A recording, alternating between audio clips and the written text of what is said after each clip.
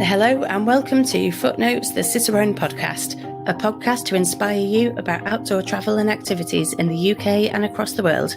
I'm Hannah, and you can email me with your thoughts or your questions on live@cicerone.co.uk. In this episode, we're covering the highlights of our live event on the Dolomites.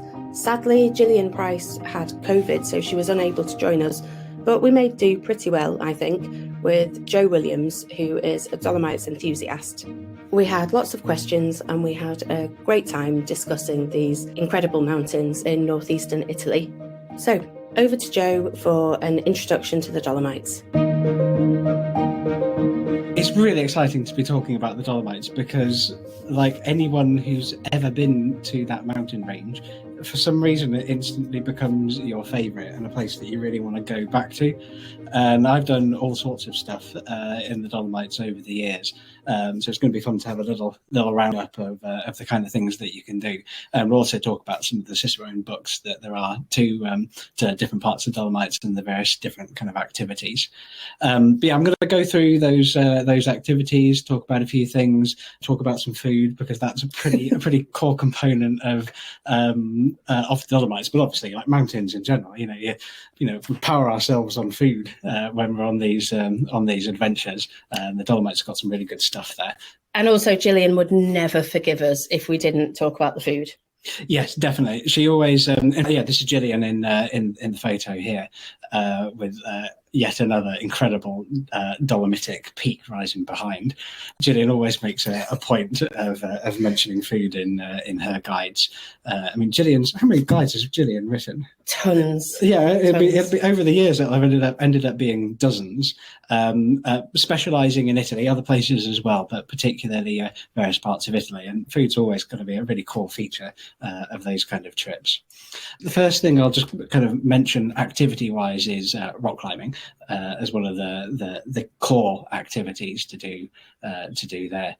This is just a picture of me a few years ago on a incredibly long rock climb. I think this was a rock climb that was about 1,500 meters long, of just solid hand over hand rock climbing. But the whole place is covered in massive amounts of rock climbing.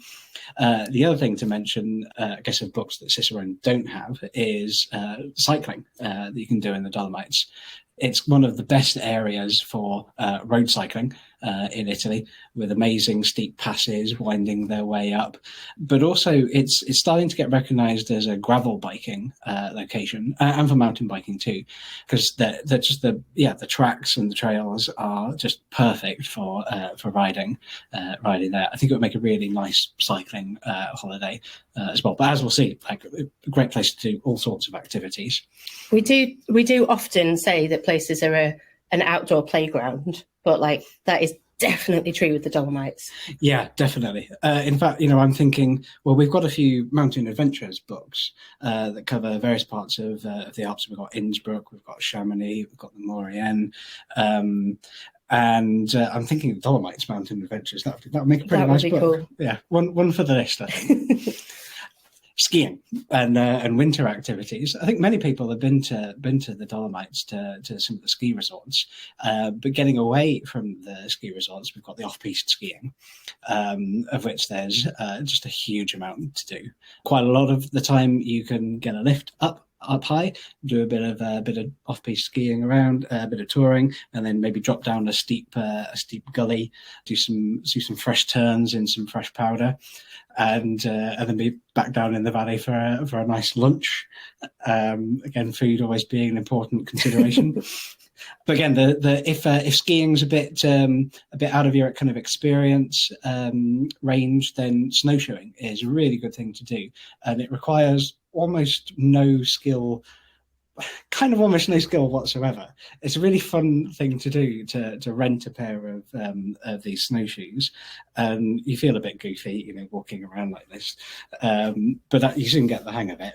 Is that the one that's like tennis rackets? Yeah, kind of walking on tennis rackets. That would be the old school way of looking at it. Yeah, but yeah, it's pretty fun, and they're easy to rent when you're out there, so you don't need to spend £100 or whatever it might be to to actually buy any of them. But yeah, some wonderful touring skiing in the Dolomites. And now this is the I guess one of the things that Dolomites is really most famous for, Via Ferratas.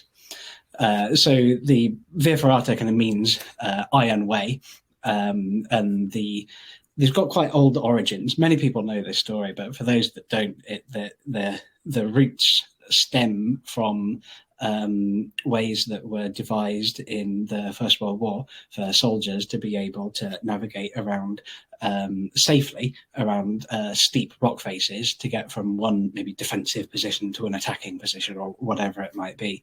But it allows them to safely climb on peaks without needing ropes and things like that. So basically, you've got a metal cable, and you're wearing a harness, you've got a helmet on, and you've got a couple of shock-absorbing slings or lanyards, and you just hook yourself onto the cable, and then you're going along the cable. So you've always got like a safe clip-in point.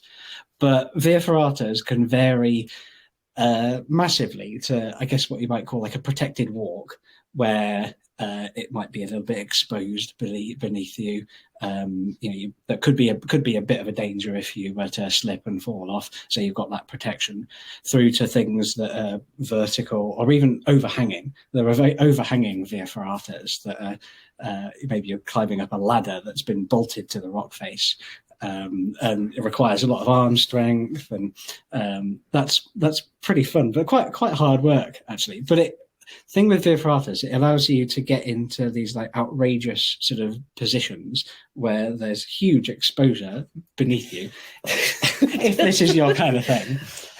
I've only done Via Ferrata once, and it was a mixture of a bit of overhanging and a bit where it was just like a walk. And on the really tricky bit, knowing that I was connected didn't actually seem to offer me that much comfort. It still felt like, I know. I'm not sure it's for me. They can be pretty scary, actually. But yeah, the Dolomites has got things of all different kind of difficulty ranges. There's another cool thing that you can do, which is actually hut to hut Via Ferratas. So basically, imagining that you're doing like a trek and staying in a mountain hut each night, but actually be travelling via Via Ferrata each day. I've done that in the Brenta Dolomites, which is in the southwest of the area. It just makes a really quite cool alternative little holiday. So yeah, Via Ferratas, that's the good stuff. Day walking in the Dolomites. I mean, this is a huge area, so there's so much variety that we can do here. The day walking, again, it varies enormously in its difficulty, but a lot of the time with the day walking, you've got more of that opportunity to sort of experience the history of the area. Seeing some of these wartime kind of environments, and then engaging a bit more in the cultural side of things. And again, it can be from lower down in the valleys to walking right up to summits. So there's some lovely day walking to be done, and that's in the Shorter Walks in the Dolomites guidebook. Then we can move on to some of the trekking and the hut-to-hut sort of things. There's a nice book that we have called Walking in the Dolomites, which presents, I guess you could call them like short treks, sort of 2, 3, 4, maybe up to 5 day long kind of mini treks, always staying in mountain huts. So that's the kind of nice thing that can be done just for a quick holiday, like even a long weekend. You could get yourself over to the Dolomites for a nice little trek. But this is one of my favorite huts in the Dolomites.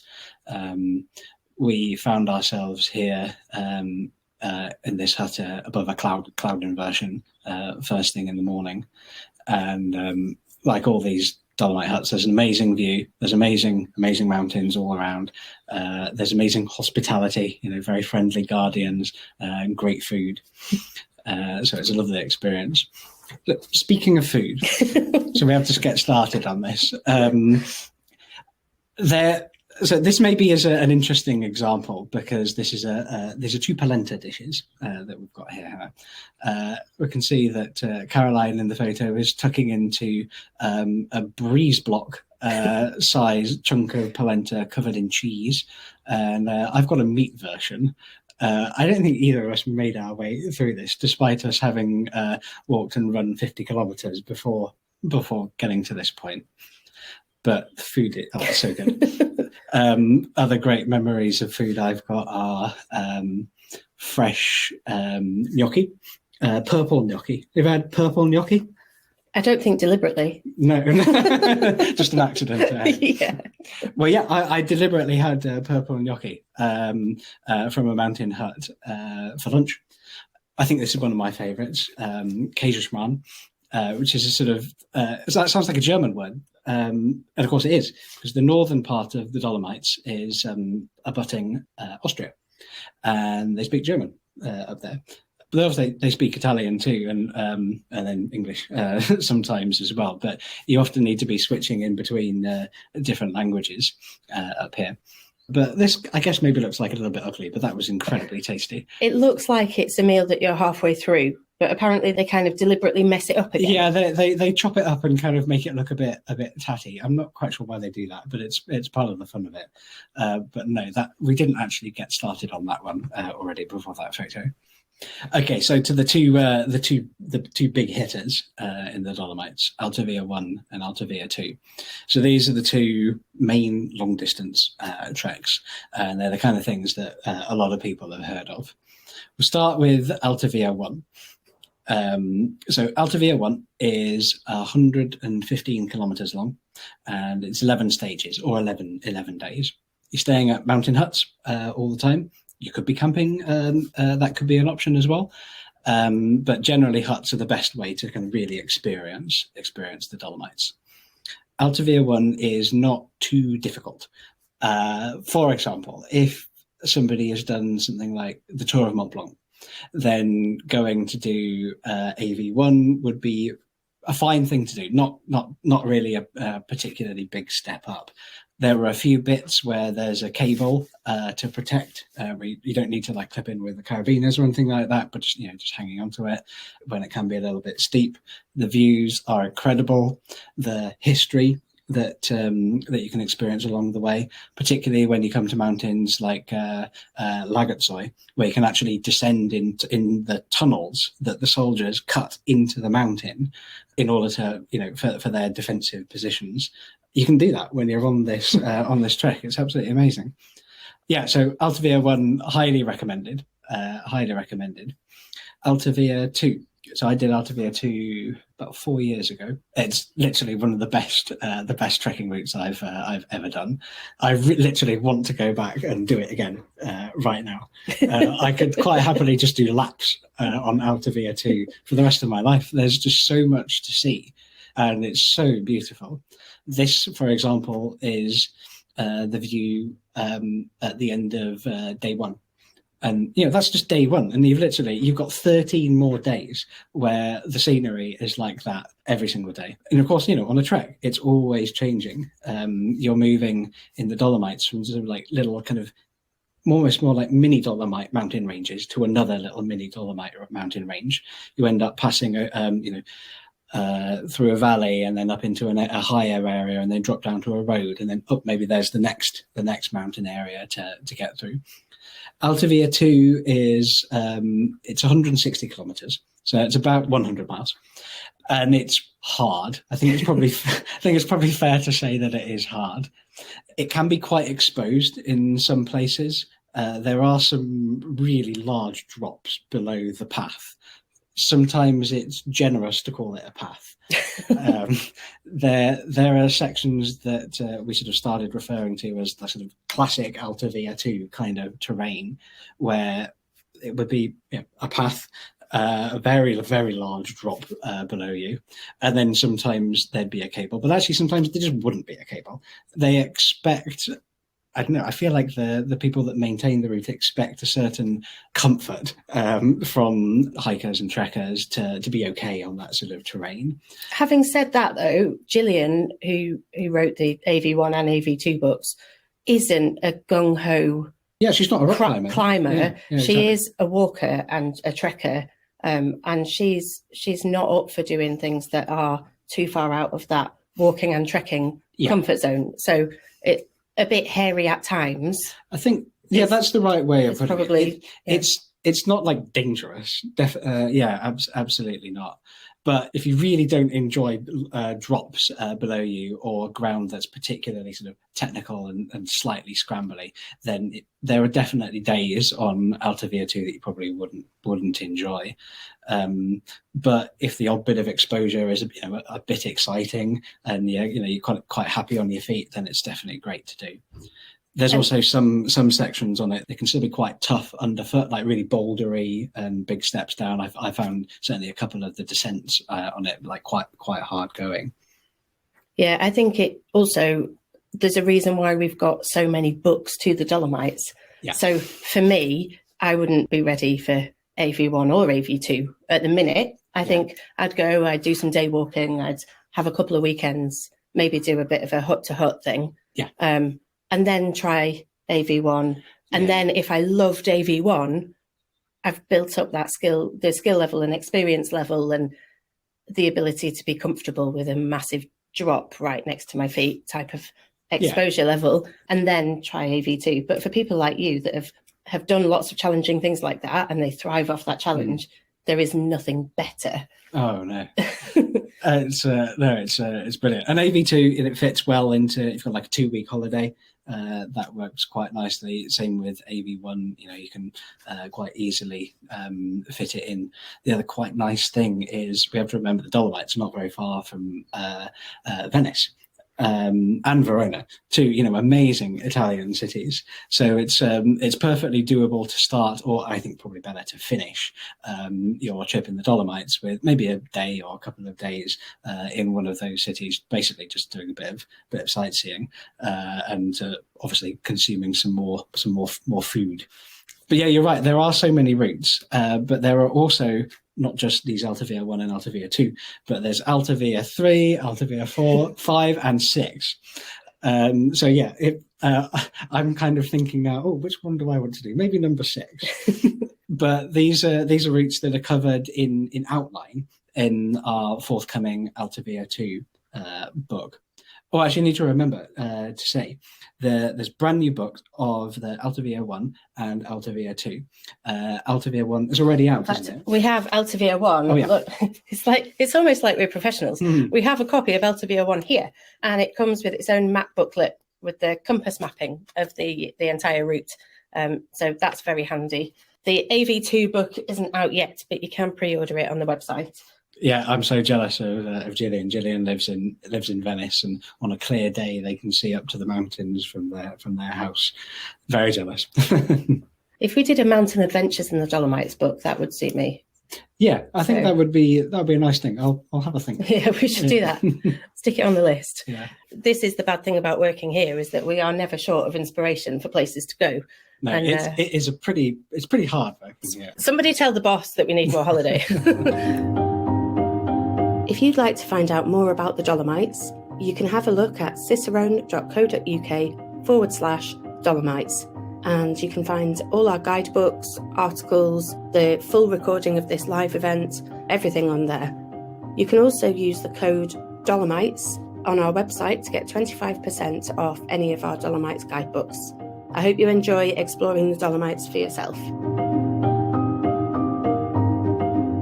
You touched on this a little bit before about it being near Venice and Verona, but how easy is it to get to the start and finish points?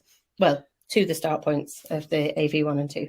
Yeah, so in short, it's quite easy. I guess first I'll just touch on the train side of things, because that's always the first thing to think about is if you're going away for that amount of time, thinking about what can I get there by train rather than flying as the first sort of option. And it's not too hard. There's good connections that can take you through to Milan and then across to Verona and then up into the Dolomites, or you can come the other way from Austria. So good connections through to Munich, then round to Innsbruck, and then over the pass and into the Dolomite area. So that's good. We've got that kind of bit covered. So that's nice. And then there are a range of, buses that can also connect us in. But in order to get to the start of Alta Via 1, it requires a basically it requires a train and a bus. And it's pretty easy, not too time consuming.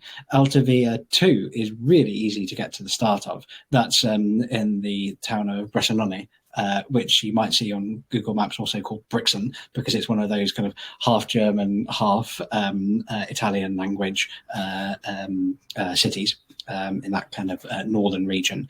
And there's a train station there. Literally, you just get a train from Verona straight up to Bressanone, and you're on the route. So that's nice and easy. But it'd also be quite common for people to fly to Venice. Verona's also got an airport that's got some quite nice connections too. But again, it's really easy. Just either taxi or a shuttle from the airport to the train station. You don't have to go to the centre of Venice. There's the sort of Venice Maestro station, and then you can shoot straight up into the Dolomites from there. It's a couple of hours, really. It's not much longer than that. And then leaving, again, Alta Via 2 is a little bit easier to leave from, because there's a train station in the town of Feltre, which is a beautiful little... it's kind of like medieval, actually, the centre of Feltre. Again, with lots of good train connections that can take you out back to Venice. Alta Via 1, again, there's a bus, and then you got a train. So it's no big deal. You don't need to be doing anything like hitching or getting taxis or anything like that. Keeping on this theme of how practical concerns, what are the huts like? How many huts are there, and how easy are they to get to? So the huts, you're thinking specifically about Alta Via 1 and Alta Via 2. Well, number one, they're everywhere. And it's very...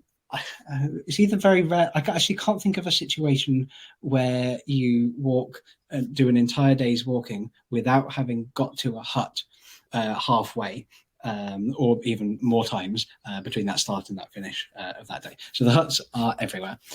I mean, there's also some hotels up there. I think that's kind of worth bearing in mind, that sometimes you might choose to spend the night in a hotel, but the huts, you've either got dormitory accommodation. Often they've got private rooms that you can choose. Sometimes you can get a shower. In fact, you can usually get a shower in most places, which is quite nice. But yeah, the food, that's kind of the main thing. You're always going to get a like in any hut in the Alps, a standard set meal every evening, with a starter of some kind. Often it's like a soup, main meal of some kind. It could be well, in fact, in Italy, that's the starter might also be a pasta, and then we might go to a more hearty main meal, and then a dessert. Of course, for vegetarians and vegans, I think it's a bit trickier. The vegetarian would go for the polenta smothered in cheese. That could work quite nicely, but I think as a vegan, you'd struggle. Would it just be plain polenta? I think it probably would be. It's not to say that they're going to force feed you meat at these, but it's just not going to happen. They're going to do everything that they can, but it's worth bearing in mind that many of the huts are quite isolated. There's not necessarily a road that leads up to there, so they're going to do the best that they can within the limited resources that they've got. When we published a book a couple of years ago called The Hut Book, which is all about mountain huts, and it does seem to be a theme that people who run the huts, the guardians and the like, are always trying to be really, really helpful. Yeah. So I imagine that, if they can do something for you, they absolutely would want to. Definitely. I mean, sometimes language can be a bit of a struggle. I mean, it's useful to be able... I basically don't speak Italian, but, I can say a few little bits here and there. I know how to use the phone to ring a hut guardian and ask if they've got space for 2 beds in the dormitory tomorrow night. Those kind of questions. But often, if you're struggling, the guardian of the hut that you are in can help call the hut that you want to stay at, maybe tomorrow night. They can kind of help you out like that. But yeah, they're so knowledgeable, and they've often got really good advice, like maybe saying, "Oh, actually, there's snow on that high pass at the moment, so you might want to take this route around here." Giving that sort of mountain expert information. Yes, so that was going to be my next question. Because they are quite high and pointy, Yes. the Dolomites, what is the weather like? So I think you've got kind of two sides to that. You've got weather and mountain conditions. I'll just hit the first one first. If you're going there for walking, and that's obviously the main thing that we're talking about, but via ferratas as well would be fall into the same kind of bracket. Then June is about the earliest that you're likely to be able to go. Perhaps in some May, sometimes later in May if it's been a really low snowfall winter. But generally you need to wait through that spring and into the early summer for all the snow that's come down in the winter to melt. Otherwise, you're going to be finding yourself going up high passes that have got snow still in the tops of them, and that obviously could be a little bit risky for a slip if you're going up or down on that sort of thing. And also, the huts wouldn't be open, would they, if it wasn't suitable for them to be open? Yeah, that's right as well. You'd really struggle. You'd really struggle. So obviously the books tell you exactly when the huts open, and that information is pretty easy to find out. The end of the season I've generally found to be middle or end of September. October you're starting to get some snow flurries coming down every now and again. So that's your kind of your boundaries from those conditions. But weather-wise, it's not too bad, really. It rains. It does rain. It'd be pretty rare for it to snow unless you're right on some of the peaks. But many of these routes are, not really going to some of the peaks. Some of them are sort of scraping 3,000 meters some of the time, and definitely when you're up that high, then there can be quite a bit of exposure. But ordinarily, you're walking in shorts and t-shirt.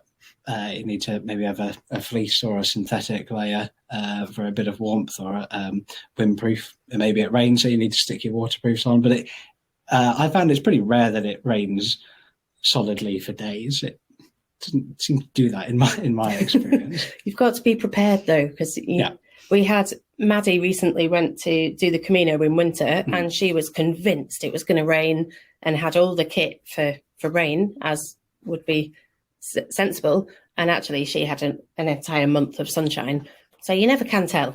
Follow the advice that Gillian gives in the books, because absolutely she is the queen of the Dolomites. Yeah. She knows everything. So again, related to that a little bit, what equipment do you need?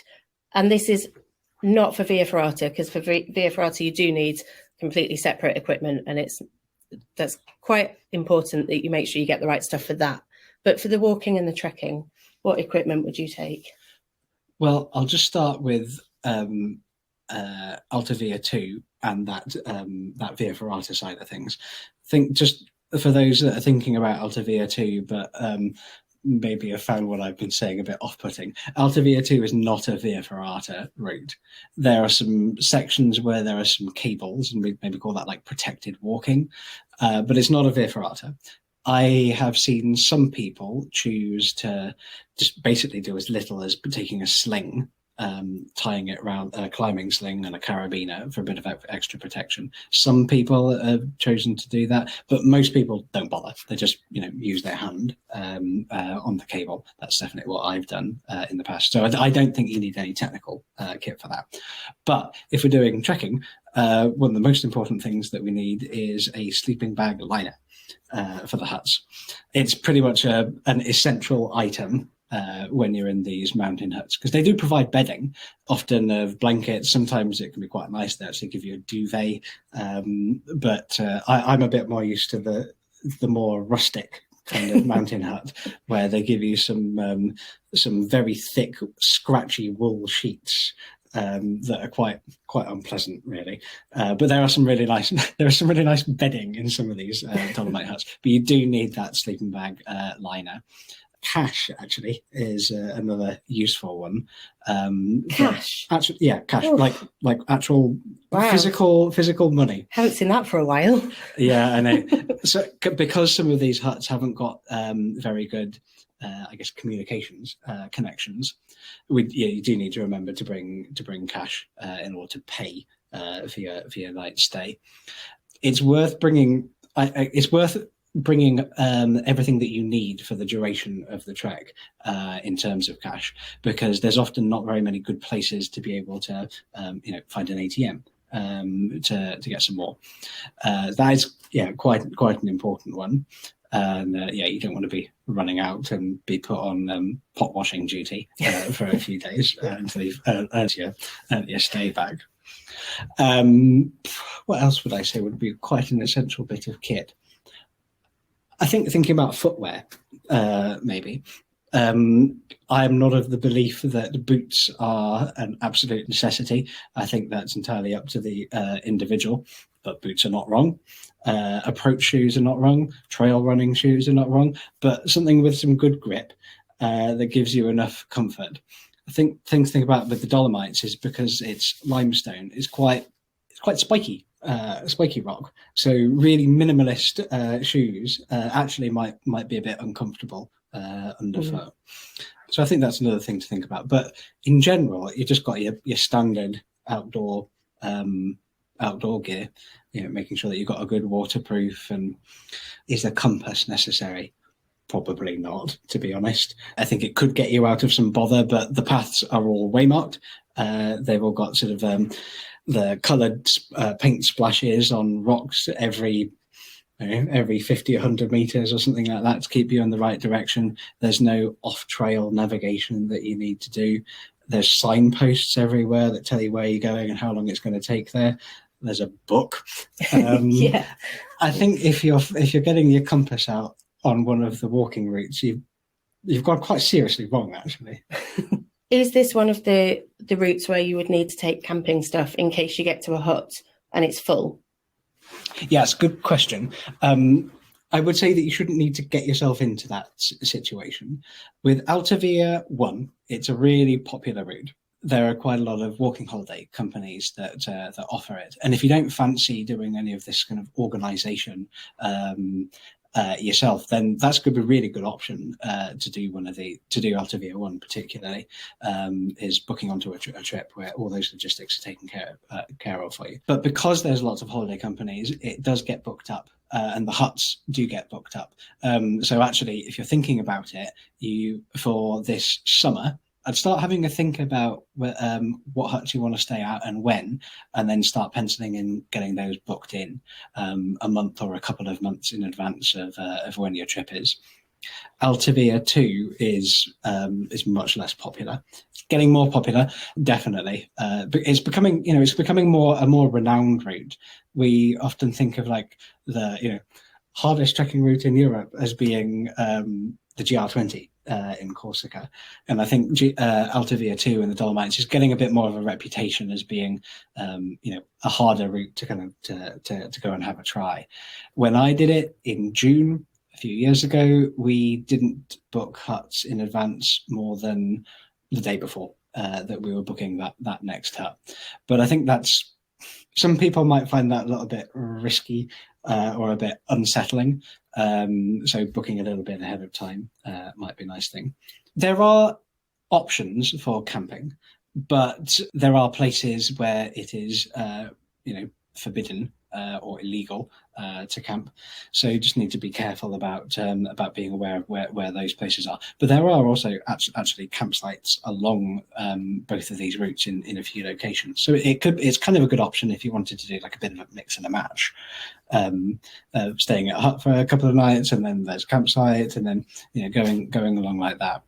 I don't think I'd do that because I don't really like the idea of carrying any heavier a bag than I can get away with. I think that we all should be like a bit lazy like that, trying to get away with the lightest rucksack that you can possibly manage to make the experience a bit more pleasurable. But I know some people do enjoy toiling under a heavy bag with the knowledge that they've got their camping equipment in the back, like they're just in case. I think camping is an experience. I imagine, unzipping your tent and looking out at the Dolomites must just be spectacular. Yeah, that's true. But, talking to Kev Reynolds when we were doing the hut book, and he just said staying in the huts is such an important part of the experience that it is, not that it's the same as your day, but it is a really important part of that trip. And it's keeping the whole system alive as well. And That's the true. guardians and meeting people in the evening. And, there's lots to it that's not just somewhere to stay for the night. Yeah, definitely. It is a really important part of that mountain culture. And how much does it cost to stay in one of these huts? 30 to 40 to 50 euros per person per night for staying in a hut. And that's going to be covering your food as well. I think those kind of upper numbers are likely to cover you for having a few drinks, maybe a couple of glasses of wine, or buying some bottles of water, because again, sometimes you need to do that if the water in the tap isn't actually drinking water. It's worth sort of going for it and not saying, oh, well, we won't get the food, because that'll actually be quite a strange experience, I think.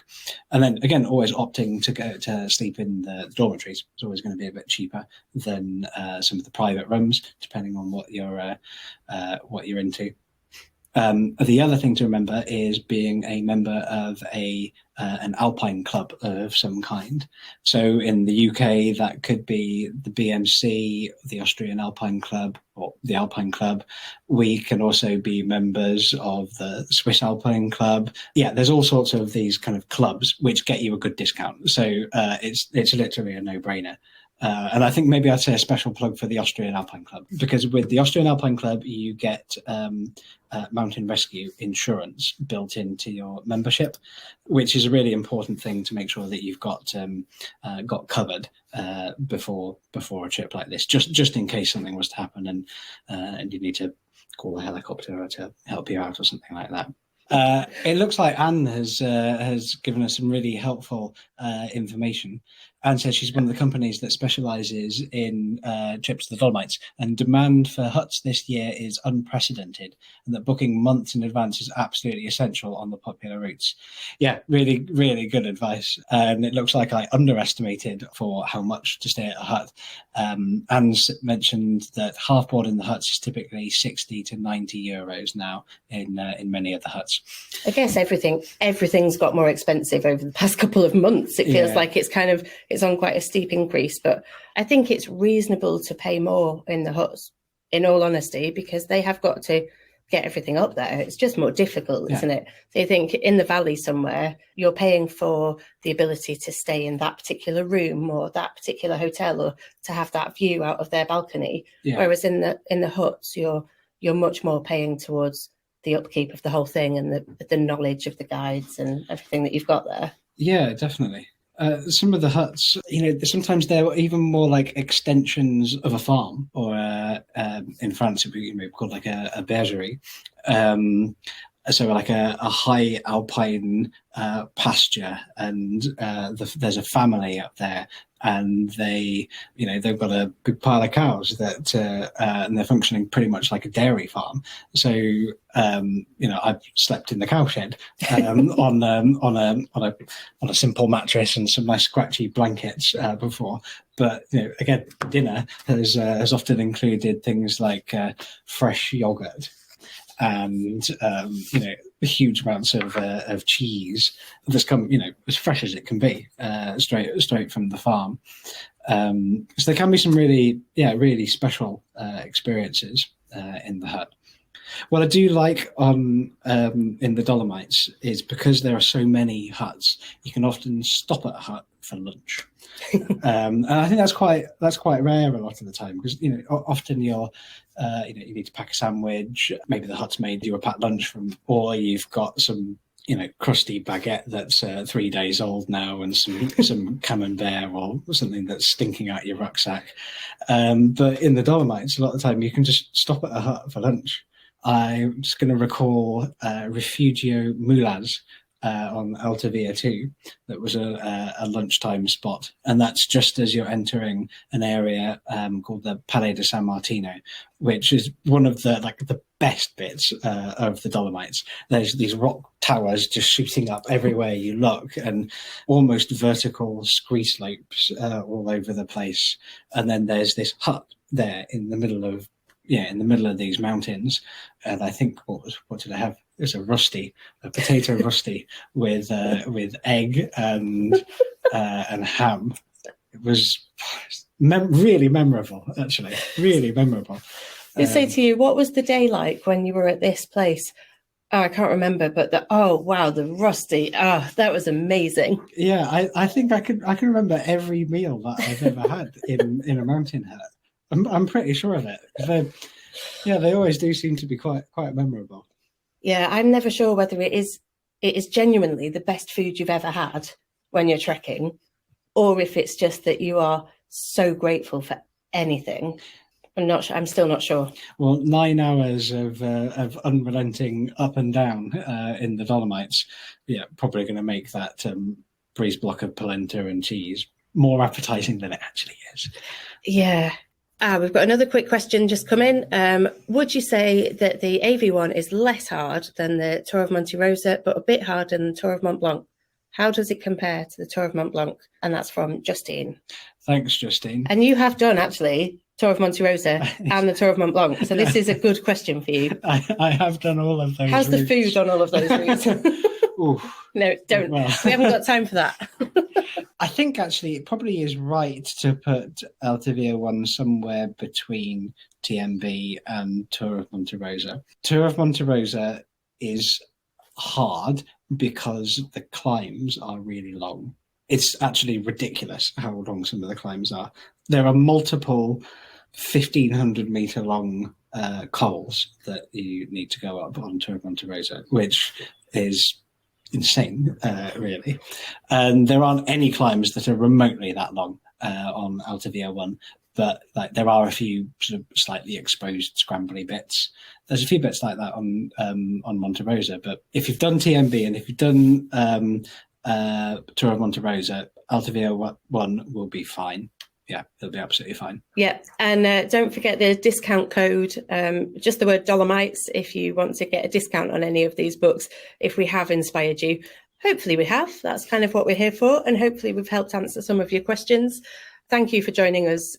If you've got any more things that you want to research, if you have a look on our website, we have got over 1,000 articles, and there is a fair bit about the Dolomites on there. You can have a look at the books. You can download sample routes for the books. So, yeah, check that out. I hope you've enjoyed it. I'm pretty sure we've enjoyed it. I have. Thanks very much, guys. Thanks, everyone. And see you next time. I hope you enjoyed the latest episode of Footnotes, the Cicerone podcast. I'd really love to know what you think, or if there's anything you'd like us to cover in future episodes. A customer did request that we covered the Dolomites, so we do take your feedback seriously, and it would be great to hear from you. Please email on live@cicerone.co.uk or leave a review on your podcast platform. You can follow or subscribe to the podcast to make sure you don't miss new episodes, or you can sign up to our newsletter for all our latest news, events and guidebooks. Visit cicerone.co.uk for further details. We'll be back in a couple of weeks. In the meantime, please come and join us on our social channels.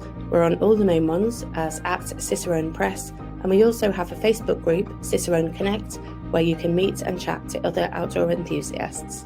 Thanks so much for listening. We'll see you soon.